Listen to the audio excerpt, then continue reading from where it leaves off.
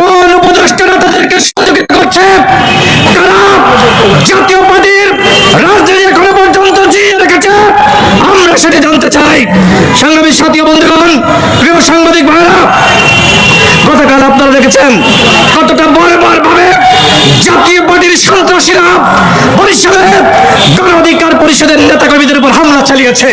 আমাদের একজন নেতা, তিনি একটি দোকানের মধ্যে আশ্রয় নিয়েছিলেন।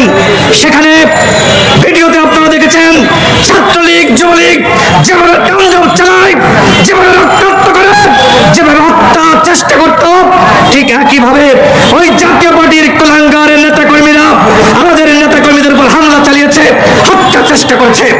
গতকাল বরিশালে মামলা হয়েছে। প্রশাসনকে বলবো, আমরা কখনোই জাতীয় পার্টির কার্যালয়ে কখনোই হামলা করতে যাইনি।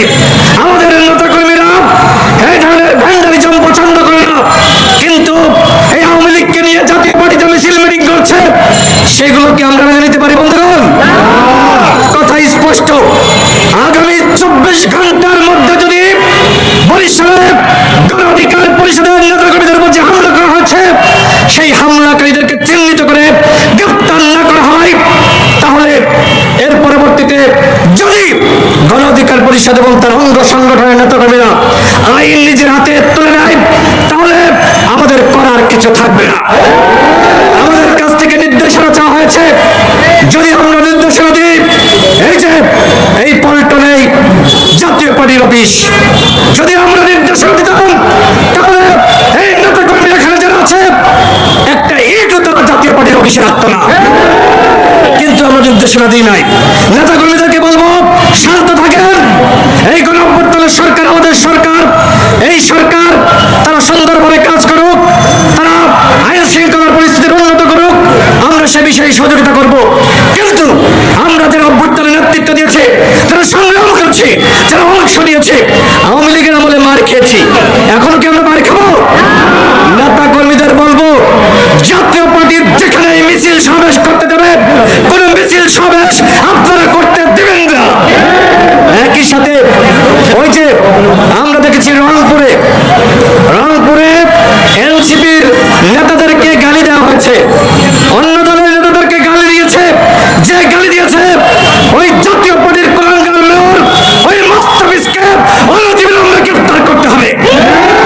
সেনাবাহিনীর পক্ষ থেকে গতকাল যারা জিএম কাদেরের বাড়িতে হামলা চালিয়েছে, তাদের গ্রেফতার করার জন্য অভিযান চালিয়েছে। আমরা মনে করি কোথাও হামলা আমরা সমর্থন করি না, কিন্তু আজকে জাতীয় পার্টি অন্যায় করেছে। আপনারা কেন জিএম কাদেরকে গ্রেফতার করছেন না? আপনারা কেন চন্নুকে গ্রেফতার করছেন না? ওই শামীম হায়দার পাটোয়ারি এখনো পর্যন্ত কিভাবে টকশোতে গিয়ে বড় বড় কথা বলে? মিডিয়ার ভাইদেরকে বলবো, এই জাতীয় পার্টির কাউকে টকশোতে ডাকবেন না। এরা গণ অভ্যুত্থানের চেতনার বিপরীতে গিয়ে হাসিনার দোষর হয়ে কাজ করেছে। এই বাংলাদেশে হাসিনার কোন দোষরের আশ্রয় প্রশ্রয় দেওয়া যাবে না। যেমনি ভাবে আওয়ামী লীগকে সাংগঠনিকভাবে নিষিদ্ধ করা হয়েছে, ঠিক একইভাবে জাতীয় পার্টি সহ 14 দলের কার্যক্রমকে অবশ্যই নিষিদ্ধ করতে হবে। গণ অধিকার পরিষদের পক্ষ থেকে নির্বাচন কমিশনে আওয়ামী লীগের নিবন্ধন স্থগিত চেয়ে আবেদন করা হয়েছিল, ঠিক একইভাবে জাতীয় পার্টি সহ 14 দলের নিবন্ধন স্থগিতের আবেদন করা হয়েছে। সেখানে আমাদের হাসানুল মামুন ফারুক হাসান সহ নেতৃবৃন্দ গিয়েছিলেন। সরকারকে বলবো, আওয়ামী লীগকে যেমনি ভাবে নিষিদ্ধ করেছেন, যদি জাতীয় পার্টির প্রতি কোন উপদেষ্টা মায়া দেখায়, তাহলে কোন উপদেষ্টাকে দেশের জনগণ কিন্তু আস্ত রাখবে না। আপনারা আগামী 24 ঘন্টার মধ্যে জাতীয় পার্টির বিষয়ে আমাদের সিদ্ধান্ত জানাবেন, অন্যথায় পরবর্তীতে কোনো অঘটন ঘটলে তার দায়ভার কিন্তু আমরা নিতে পারবো না।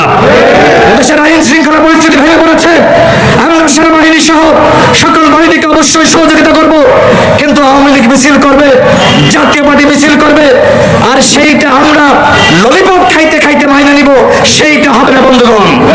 সুতরাং আওয়ামী লীগের মিছিলের ব্যাপারে যেমনি ভাবে আমাদের জিরো টলারেন্স, জাতীয় পার্টির মিছিল মিটিং এর ব্যাপারে আমাদের জিরো টলারেন্স ঘোষণা করা হলো। সারা দেশের নেতা কর্মীদেরকে বলবো, আপনারা যখন জাতীয় পার্টি মিছিল করবে,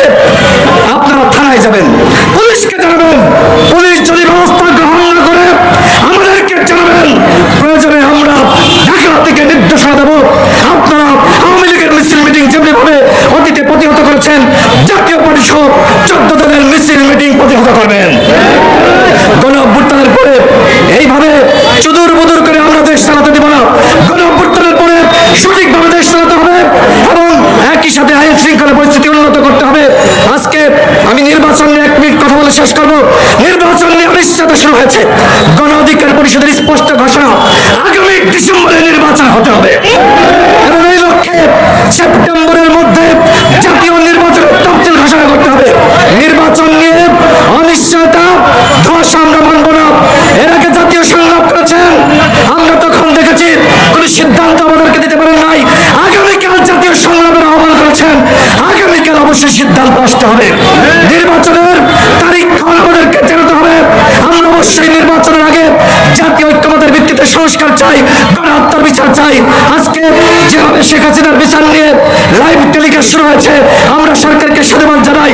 অবশ্যই শেখ হাসিনা, ওবায়দুল কাদের সহ যারা ইন্ডিয়ায় পালিয়ে গেছে এদেরকে ফিরিয়ে এনে অবশ্যই উপযুক্ত শাস্তি দিতে হবে। অন্যথায় গণ অভ্যুত্থানের চেতনার সাথে বেইমানি করা হবে। এই মুহূর্তে আমাদের একটি মিছিল শুরু হবে। আপনাদের সকলকে ধন্যবাদ।